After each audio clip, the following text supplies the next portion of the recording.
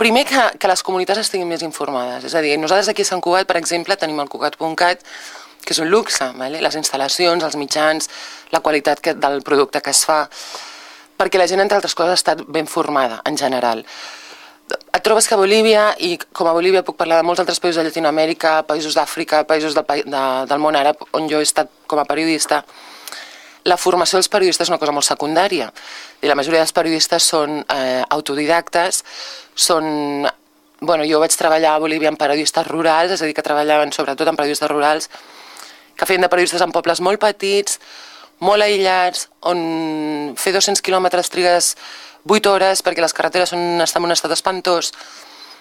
Hi havia periodistes que amb prou feina sabien llegir i escriure, en fi, el nivell era molt, molt, molt baix. Què passa? Que les noves tecnologies han obert unes portes per la circulació de la informació que fins ara no existien. Òbviament, si tu estàs parlant d'un territori com Bolívia podria ser com Equador, per exemple, algunes zones de Colòmbia, on les comunicacions són molt complicades, comunicacions per terra, o les comunicacions per aire, perquè són molt cares, el flux d'informació ha quedat tallat, és a dir, no saps, el que passa en un poble, els del costat no ho saben, simplement perquè és que no hi ha comunicació. Llavors, que amb les noves tecnologies això es pot trencar, no? I llavors, quan més surti la informació i més informada estigui la gent, més control també es pot fer dels polítics, de les autoritats, dels poders fàctics, que en països com Bolívia controlen molt la informació i el que passa. La ràdio està demostrat que en països on el grau de desenvolupament és baix, la ràdio és el mitjà més important, perquè no requereix saber llegir ni saber escriure, simplement escoltar. Llavors, a Bolívia hi ha aproximadament som 9 milions de persones en un territori molt més gran que el de Catalunya, amb els pobles molt dispersos, amb grans extensions de terreny sense cap tipus de construcció ni cap tipus de poble, on els diaris no arriben a molts llocs, precisament per un problema de comunicació i de transport, de distribució.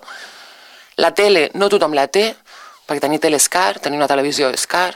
Què passa? Llavors, la ràdio és el mitjà de comunicació per excel·lència d'un poble a l'altre, i dintre del mateix poble, perquè només cal escoltar-la. És un contrast molt fort treballar amb periodisme d'un país en vies de desenvolupament com és Bolívia i un país altament desenvolupat com és Espanya, i no t'explico si n'és un país, o Catalunya, si n'és un país europeu o Estats Units. O sigui, el contrast és molt fort perquè la mateixa mentalitat de la gent que treballa a la premsa no està desenvolupada cap a la llibertat de premsa. És a dir, hi ha molta gent que troba normal que un mitjà de comunicació estigui al servei del seu propietari. I si el seu propietari té interessos polítics, òbviament, el periodista que treballa allà, l'únic que li permetran fer és treballar al servei d'aquests interessos. Llavors, el més difícil és introduir el concepte que el periodisme, en teoria, sabem que l'objectivitat pura no existeix, però ha d'aspirar a aquesta objectivitat, o almenys ha d'aspirar a explicar les coses de la forma més rigorosa possible, fent que tots els afectats d'una notícia, per exemple, puguin parlar. Això que és un dels principis bàsics del periodisme i que aquí tenim assumit, tot i que no sempre es compleix, perquè els interessos ja sabem que funcionen tot arreu, allà ja només això ja és molt complicat i gairebé jo diria que impossible d'assolir. O sigui, el projecte en principi era crear una plataforma on el periodista de Camiri, que és un poble que està aquí a la d'esquerra, diguem, pugui agafar notícies, enviar les seves notícies a un periodista que viu a Sant Ignacio, que és un altre poble que està llunyíssim, no en terme de quilòmetres, sinó de distància per autobús, no? Llavors, aquest era l'objectiu. El que passa és que un cop vam començar a dir, bueno, ja posats a fer, anem a fer una web, una plataforma que tingui algunes de les funcions que ja estan incorporant als mitjans més avançats.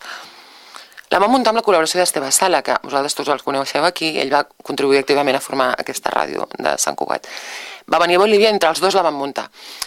Llavors, clar, al principi va ser molt surrealista, perquè clar, la gent, en fi, li sonava xino patatero, la majoria de les coses que estaven fent li sonaven...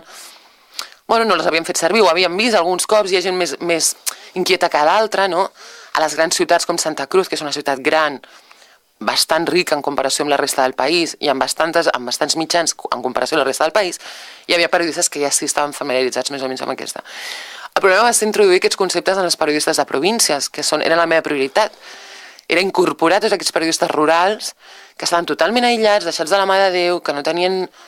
En fi, que ni la seva mateixa empresa, vull dir, els cuidava massa, incorporar-los en aquest procés.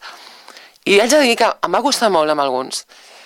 Va ser un rentat de cervell, una insistència, o sigui, vaig descobrir que sóc molt tossuda, que no ho sabia abans d'anar-hi allà. Però haig de dir que ara hi ha un grup d'uns 25 periodistes que col·laboren habitualment amb la web. I què vol dir? És un gran pas endavant en un país tan, diguem, encara que li falta tant en desenvolupament, perquè la gent està interconnectada, on hi ha tanta immigració interna, que la gent cada dia va d'un poble a l'altre i es canvien contínuament de poble on van a viure, on hi ha tanta immigració externa, de bolivians a l'exterior, que no tenien cap forma de saber què estava passant als seus pobles d'origen. Doncs, bueno, per això ens serveix, no, aquesta plataforma. I ara hi ha moltes visites, per exemple, d'Espanya en aquesta plataforma, perquè, clar, la fractura social, és que Bolívia té moltes fractures, fractura educativa, fractura digital i fractura social, que suposa la migració a Bolívia. O sigui, els milers de persones que han marxat de Bolívia deixant enrere la família, els fills, els problemes socials que això està comportant a Bolívia, de fills sense pares, que campen tot el dia pel carrer, que no van a l'escola, etc. I, diguem, el preu personal que molta gent ha hagut de pagar per això queda una mica esmorteït si tu tens un instrument que et permet saber què està passant al teu poble d'origen, què està fent el teu entorn d'origen. És una mica no es trenquen tant els vincles, no? Perquè el tema de la migració és un drama social molt important. No?